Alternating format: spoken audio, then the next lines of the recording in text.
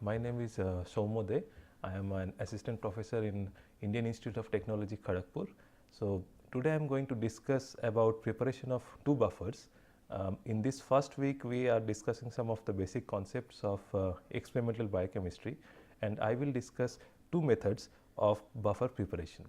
And in the next few videos, you will actually see how we are going to make these buffers in the lab.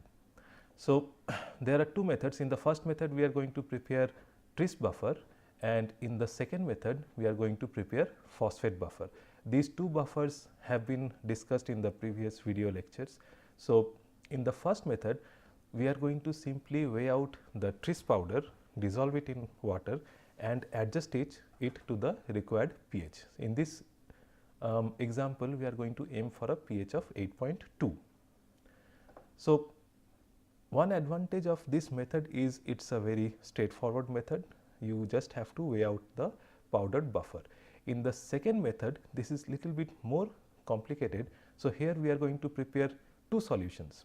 So, we are going to take two different phosphate salts. We are going to make two different solutions of those phosphate salts, and then we will mix the two solutions and get the required pH. So, the difference I should point it out, and then I will again emphasize the differences as we go along. In the first one, what we are going to do is we are going to make a concentrated buffer solution. So, something that we refer to in the lab as a stock solution.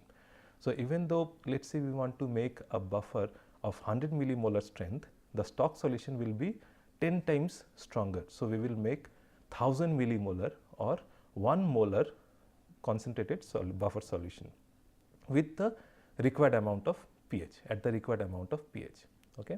And so, in this method you have the pH as constant. So, if you want to make the buffer at pH 8.2, it will be at 8.2, but the concentration will be higher.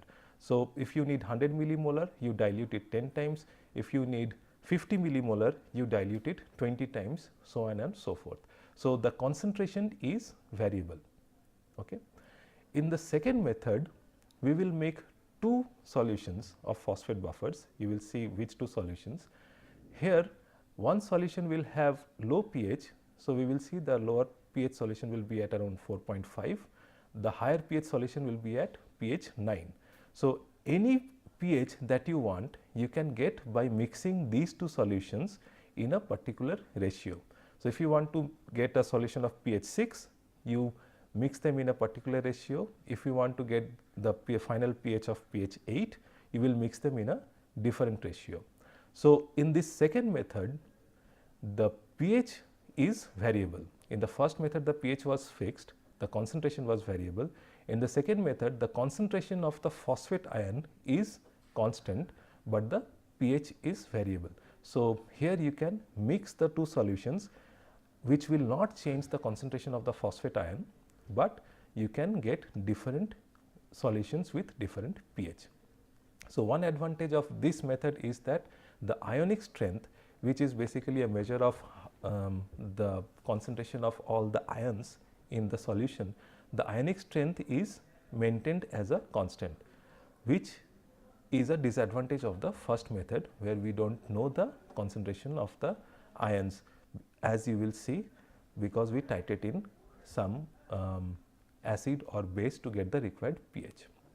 So, let us see how to make tris buffer. Okay.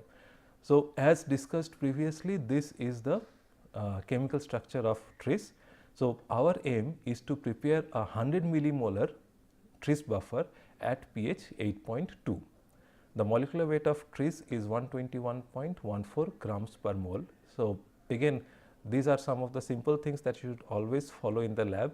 You should always check the molecular weight written on the bottle or the box that from where you are taking the chemical. Okay. Because in the next example, you will see that the molecular weight can change depending on the exact chemical that you are going to use. If you are going to use tris, it should be 121.14 grams per mole. Its pK is around 8, and which means that the effective buffering range of this buffer is between 7.1 to 9.1 pH. So, our aim is to make a stock solution, which we will dilute subsequently to get this solution. So, our stock solution will be 10 times of this. So, this is 100 millimolar, our stock solution will be 1 molar and we are going to prepare a small volume. So, we will prepare 250 ml of 1 molar tris. Since the molecular weight is known, you have to weigh out the required amount. So, if you weigh out this much grams, that will be enough to make 1 liter of 1 molar tris, but we are not going to make 1 liter, we are going to make 250 ml. So, you multiply this with 250 ml and divide it by 1000 ml, which is basically 1/4 of this. So, you get 30.285 grams. So, now you weigh out 30.2 or 30.3 grams of tris, dissolve it in water. So, you should know the exact amount of water that you are going to use. In this case, we are going to use distilled water. So, you should take a graduated cylinder or a graduated beaker, take 200 ml of distilled water in that and add your powdered tris in that, dissolve it by continuous stirring. Once it is completely dissolved, so you will know it is dissolved because the solution will be completely clear. Okay. So, at this point, if you use a pH meter and check the pH of your solution will be somewhere close to 11, which means that it is much higher than what we are aiming for. So, we have to lower the pH, which means that we have to add some sort of acid. Typically, we use hydrochloric acid. Okay. So, we will use concentrated HCl and add it drop wise to this solution. While we are doing that, we will also monitor the pH using a pH meter. You will see exactly how it is done in the lab. So, you keep on adding drop wise the hydrochloric acid and monitor the pH and stop when the pH has reached 8.2. So, you have to do it very slowly because you will have to let the solution equilibrate and the reading in the pH meter also needs to be stabilized. Once you reach pH 8.2, the volume will be somewhere a little higher than 200 ml that you have started with. Okay. So, now you add water to make up the volume up to 250 ml. So, at this point you have 250 ml of 1 molar tris, which is your stock solution. We still do not have our required solution. Okay. So, let us say for your particular experiment you need only 20 ml of 100 millimolar tris solution. So, to get that we will use this formula. So, this is something that is very useful and you will keep on using it on almost on a daily basis in the lab. So, volume 1 multiplied by strength 1 equals to volume 2 multiplied by strength 2. So, in this case this is the solution that we want. So, the volume that we want is 20 milliliter and the strength or the concentration of that solution that we want is 100 millimolar. So, this is our stock. So, we know the concentration of our stock, which is 1000 millimolar, 1 molar is 1000 millimolar. So, we do not know what volume we have to take of the stock solution. So, we can solve for this unknown volume V and it comes out to be 2 milliliter.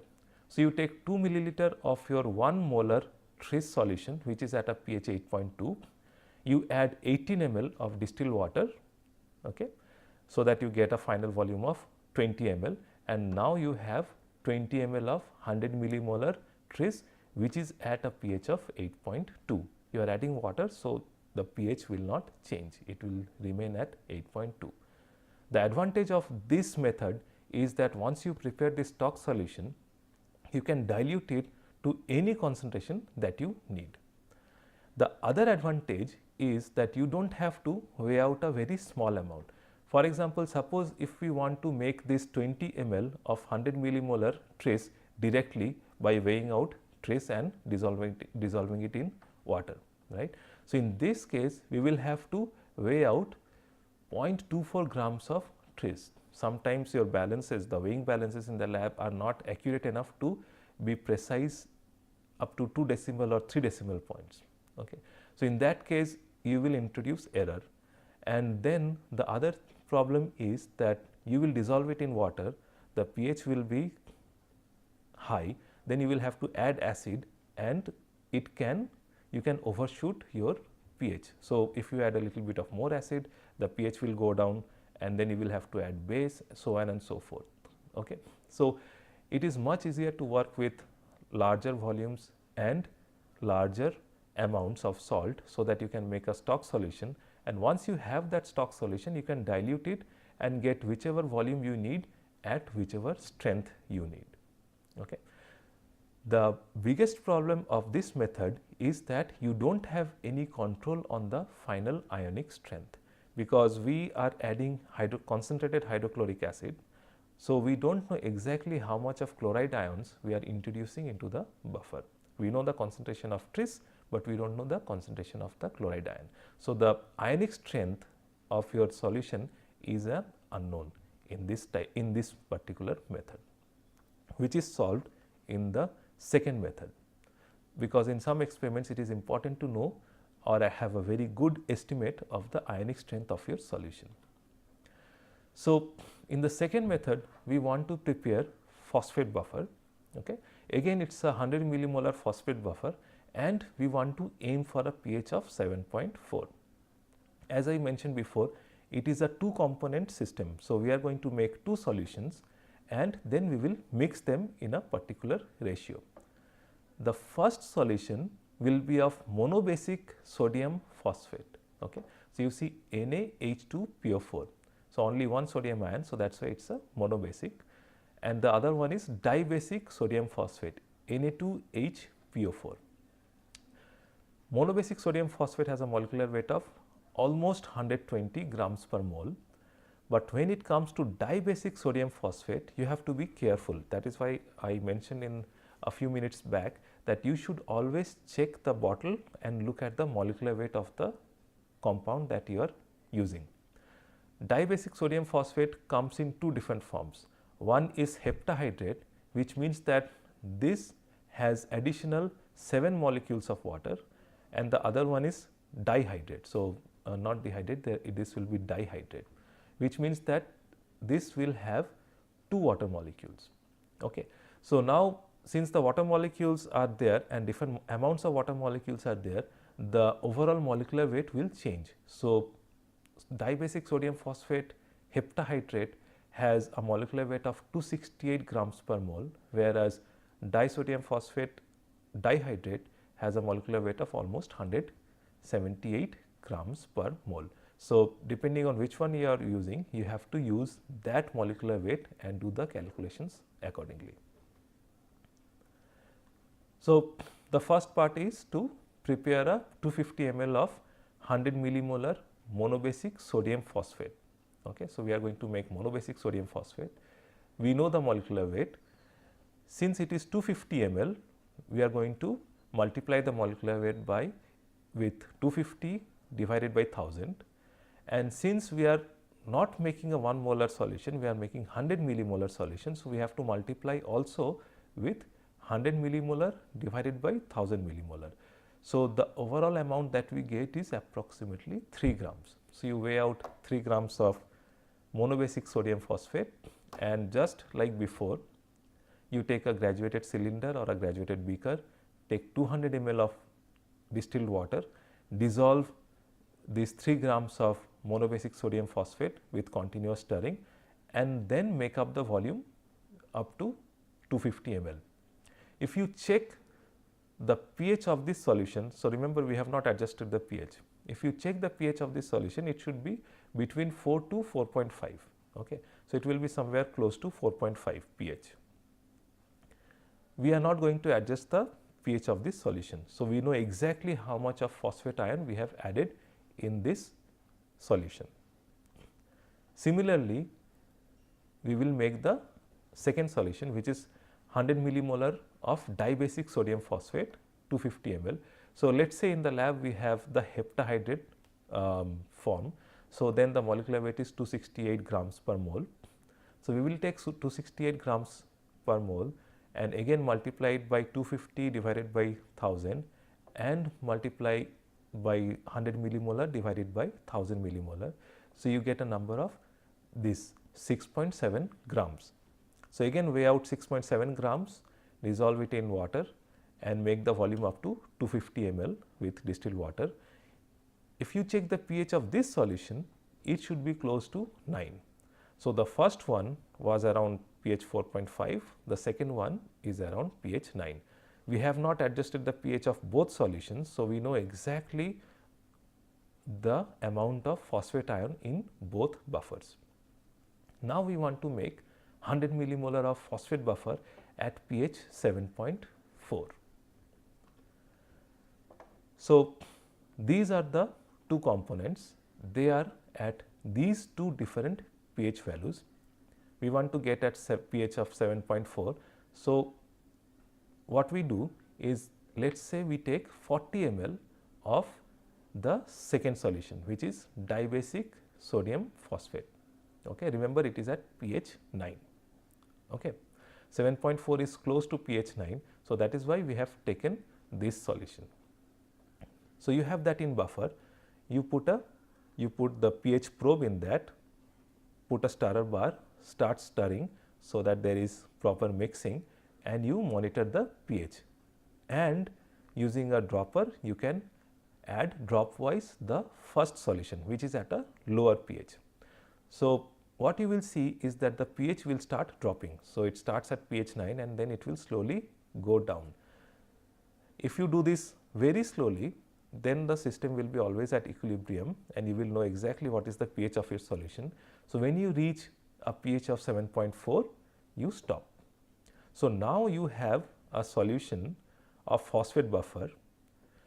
In both cases, the concentration of phosphate is 100 millimolar. So, in this final solution also the concentration of phosphate is 100 millimolar and the pH is now adjusted to 7.4. So, we have titrated one solution with another solution, we have not used any concentrated acid or base. So, we know exactly the amount of phosphate ion in the final solution. So, in this method we know the concentration of our ions, but you do not know exactly the volume, which is not a big problem because you can use whatever volume you need to do your experiment. Okay. So, in the second method we know the concentration of the ion and we can reach the required volume, required pH by mixing these two solutions in a particular ratio. So, if you want to make a buffer solution with pH 6, you start with monobasic sodium phosphate and titrate in the dibasic solution, so that, and again monitor it with a pH meter so that you reach a pH 6.